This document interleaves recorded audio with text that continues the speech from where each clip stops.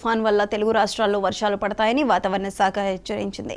నగరంలోని అంబర్పేట, కాచిగూడ, నల్లకుంట, ఉప్పల్, నాగోల్, మన్సూరాబాద్, మల్కాజ్గిరి, తుర్కయ్య అంచల్ తదితర ప్రాంతాల్లో ఈదురుగాలులతో కూడిన వర్షం కురిసింది. ఎల్బీ నగర్, వనస్థలీపురం, హయత్ నగర్, పెదంబర్పేట్, అబ్దుల్లాపూర్ మెట్లో భారీ ఈదురుగాలులతో విద్యుత్ సరఫరాకు అంతరాయం ఏర్పడింది. వనస్థలీపురంలో ఈదురుగాలులకు గణేష్ దేవాలయ ప్రాంగణం, ఎన్జీఓఎస్ కాలనీ ప్రధాన రహదారిపై రైతు బజార్ సమీపంలో పార్కు వద్ద భారీ చెట్లు నేలకొరిగాయి. సకాలంలో జీహెచ్ఎంసీ సిబ్బంది చేరుకుని రహదారిపై పడిన చెట్లను తొలగించారు. కాగా మేడ్చల్ జిల్లాలోని కేసర మండలంలో ఈదురుగాలులు భారీ వర్షానికి తిమ్మాయిపల్లి షామీర్పేట్ దారిలో చెట్టు కూలి 2 ప్రయాణికులు మృతి చెందారు. ద్విచక్ర వాహనంపై చెట్టు విరిగిపడటంతో నాగిరెడ్డి రామరెడ్డి అక్కడికక్కడే మృతి చెందారు.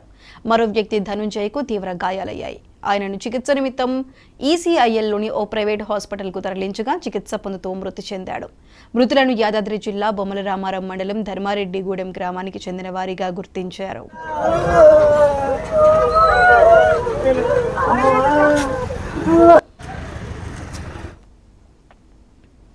బంగాళాఖాతంలో ఏర్పడిన